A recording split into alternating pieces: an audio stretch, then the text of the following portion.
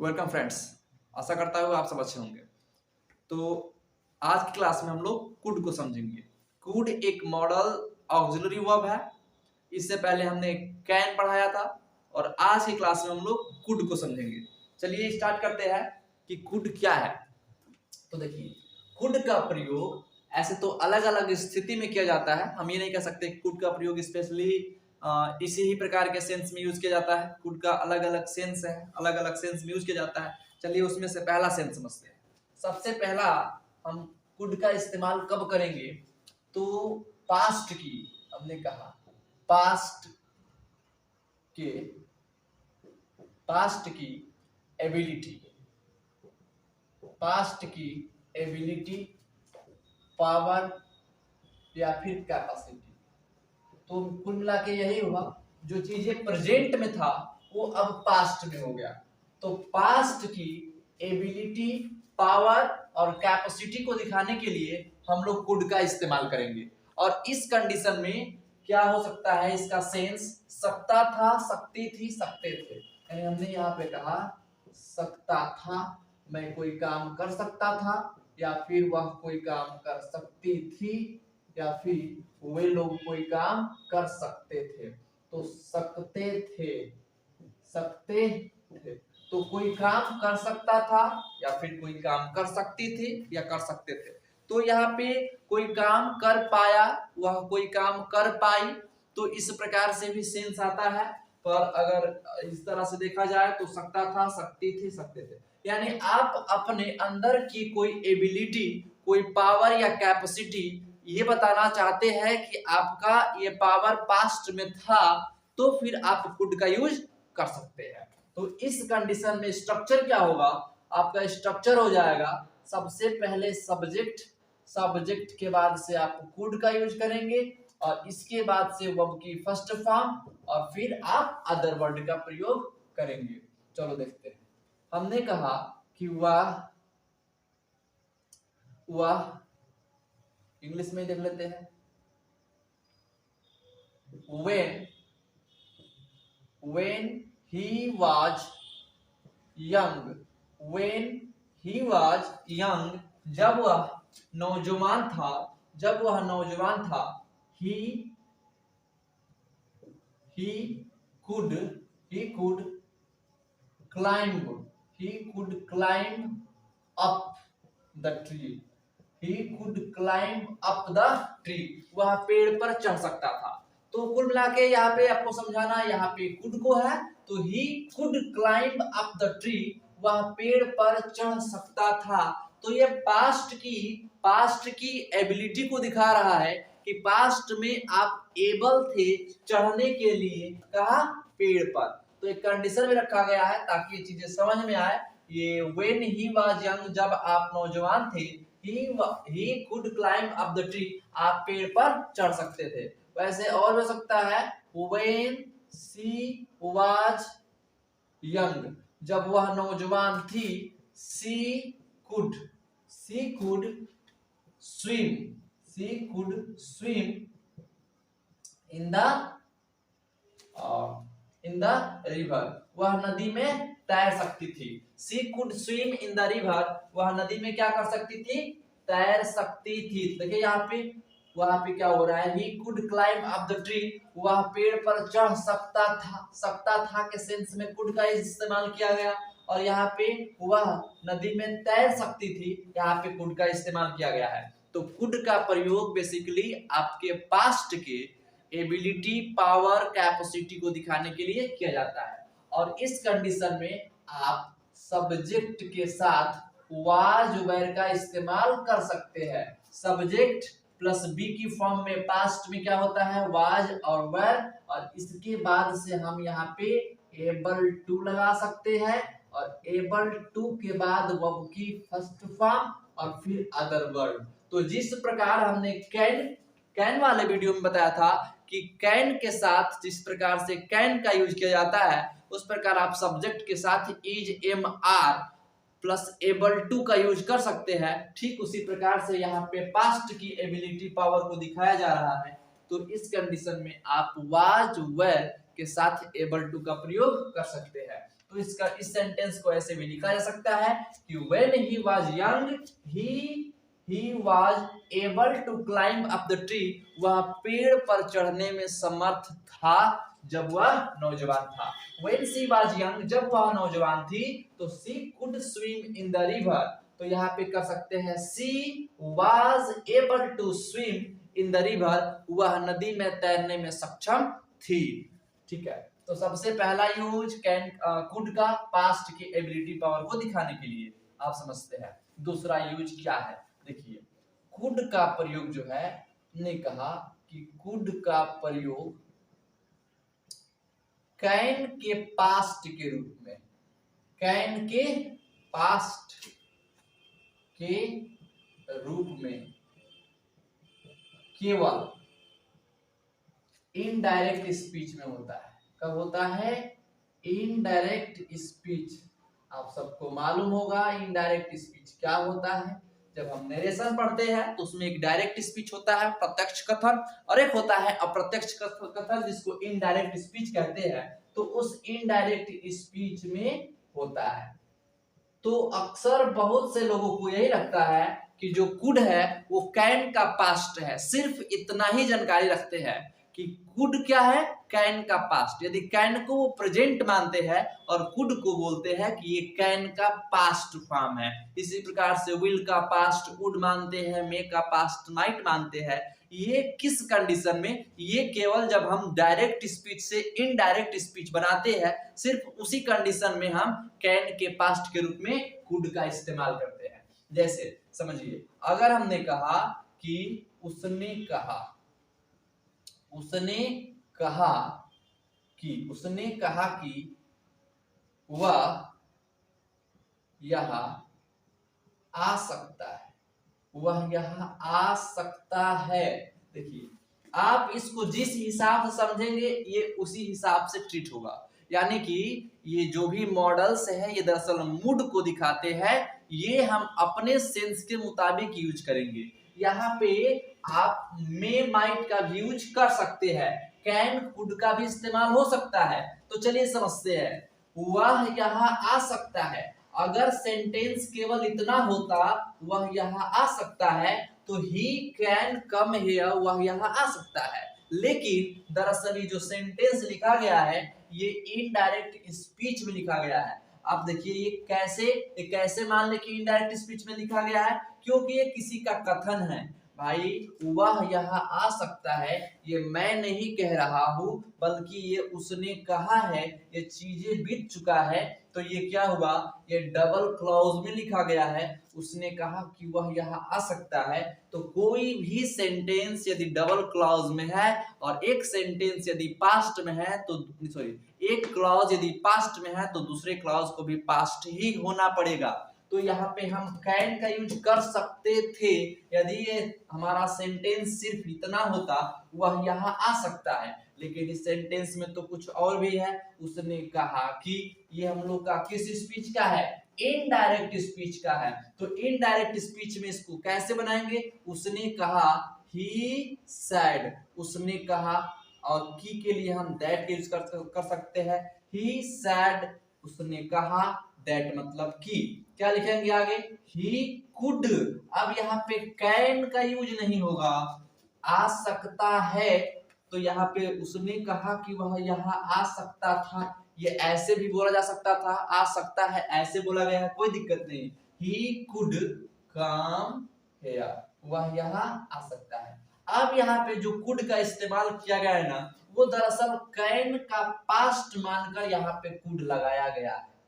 अगर ये direct speech में होता तो यहाँ पे सकता है के लिए कैन लगता, लेकिन जब हमने इसका इनडायरेक्ट बनाया तो कुड लगा। ऐसे भी सेंटेंस हो सकता है, यू सैड, एक सेंटेंस रहा। दूसरा सेंटेंस, यू सैड, तुमने कहा कि वह could speak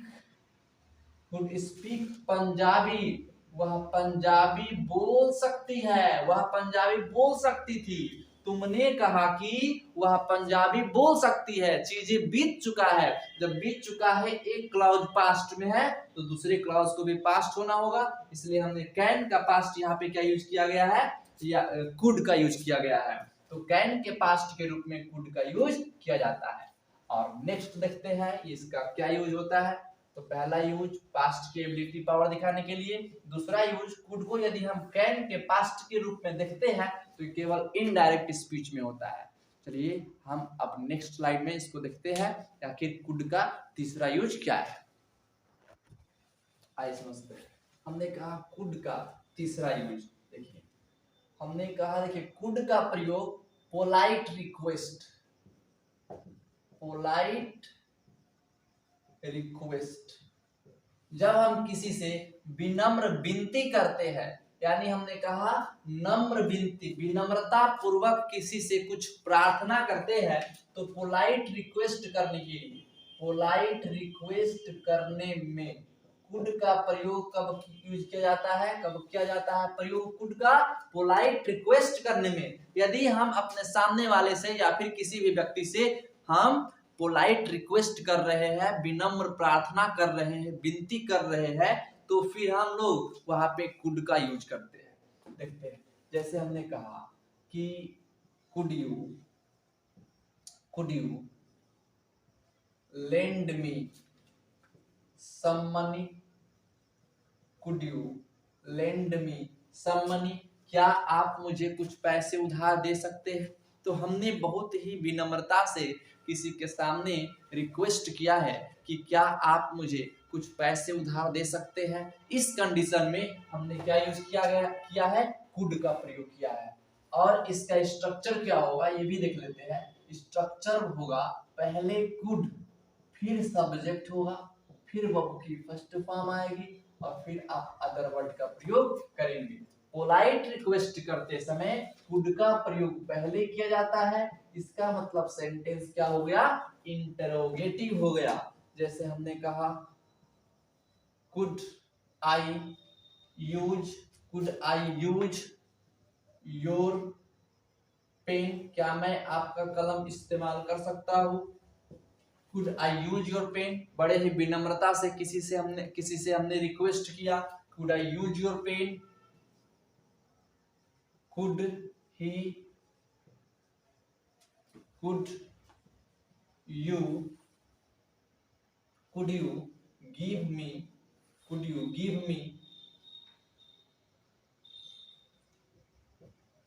you give me your book, क्या आप मुझे अपनी किताब दे सकते हैं। तो कुल मिलाकर ये हुआ कि कुड का प्रयोग हम पोलाइट रिक्वेस्ट में करेंगे, किसी से हमें विनम्रता पूर्वक विनती करना है, प्रार्थना करना है अच्छे स्वभाव से, अच्छे ढंग से, तो वहां पे हम क्या यूज करेंगे, कुड का यूज करेंगे, और वो भी सब्जेक्ट से पहले यूज करेंगे। तो ये कुड का प्रयोग रहा। चलिए आइए हम लोग कुड का यहाँ चौथा यूज समझते हैं। कुड का यूज और कहाँ करेंगे, कुड का यूज हम पास्ट में पावर एबिलिटी को दिखाने के लिए तो करते ही है, लेकिन यदि पास्ट में कोई काम किया जा सकता था, हमने कहा कि कोई काम किया जा सकता था, यानी कुल मिला के कहने का सेंस यह है कि पास्ट में कोई काम किया जा सकता था। यदि हमें सेंटेंस पैसिव वॉइस में बनाना हो तो कुड के साथ बी का यूज करते हैं। स्ट्रक्चर क्या यूज करेंगे, सब्जेक्ट के बाद कुड लगाएंगे, सब्जेक्ट के बाद कुड का यूज करेंगे और उसके बाद बी लगाना होगा, फिर आप वर्ब की थर्ड फॉर्म लगाएंगे और बाई लगा के ऑब्जेक्ट लिख सकते हैं जरूरत के मुताबिक। तो हमने कहा सब्जेक्ट के साथ कुड, लेकिन कुड के साथ क्या यूज करना होगा, बी। तो यदि हम कुड बी कर दे तो ये हमारा सेंटेंस पैसिव वॉइस में हो जाएगा, यदि साथ में हम वर्ब की थर्ड फॉर्म का यूज करते हैं तो। जैसे कि सेंटेंस यदि हमने कहा कि वह अंग्रेजी बोली जा सकती थी, अंग्रेजी बोली जा सकती थी, तो ये एक सेंटेंस रहा कि अंग्रेजी बोली जा सकती थी। अब ये सेंटेंस पैसिव वॉइस में है, तो ये सेंटेंस पैसिव वॉइस में है तो किस प्रकार से बनाएंगे? कोई काम किया जा सकता था, अंग्रेजी बोली जा सकती थी, कुड का यूज तो होगा लेकिन पैसिव वॉइस में यूज किया जाएगा। तो किस प्रकार से बनाएंगे हम लोग? यहाँ पे लिखेंगे कि द इंग्लिश, या द नहीं यूज कीजिए, सिर्फ यहाँ पे इंग्लिश यूज कीजिए। English could be, English could be spoken, English could be spoken. English बोली जा सकती थी, इंग्लिश सब्जेक्ट हो गया, कुड बी लगा दिया हमने और वर्ब की थर्ड फॉर्म स्पोकन लगा दिया। तो English could be spoken, English बोली जा सकती थी। इसी प्रकार से और भी सेंटेंस हो सकते हैं। हमने कहा कि यू कुड बी कॉल्ड, तुम बुलाए जा सकते थे, तुम्हें बुलाया जा सकता था। ये सेंटेंस पैसिव वॉइस में है। ये दोनों सेंटेंस किस वॉइस में है? पैसिव वॉइस में, कुड के साथ भी और वर्ब की थर्ड फॉर्म। कुड का हम और भी यूज करते हैं, चलिए समझते हैं। कुड का हम पांचवा यूज समझ ले। देखिए, पॉसिबिलिटी दिखाने के लिए, कैसी पॉसिबिलिटी समझिएगा। हमने कहा कि कुड का प्रयोग पॉसिबिलिटी दिखाने के लिए, लेकिन ये पॉसिबिलिटी कैसा होगा? Unreal situation. अगर हमें अनरियल सिचुएशन दिखाना है, अनरियल सिचुएशन, अवास्तविक परिस्थिति, यदि हमें पॉसिबिलिटी किसी अवास्तविक परिस्थिति का दिखाना हो तो भी हम कुड का यूज करते हैं। जैसे हमने कहा कि if I had more money, यदि मेरे पास अधिक पैसा होता, यदि मेरे पास बहुत अधिक पैसा होता, ज्यादा पैसा होता, तो क्या कर लेता?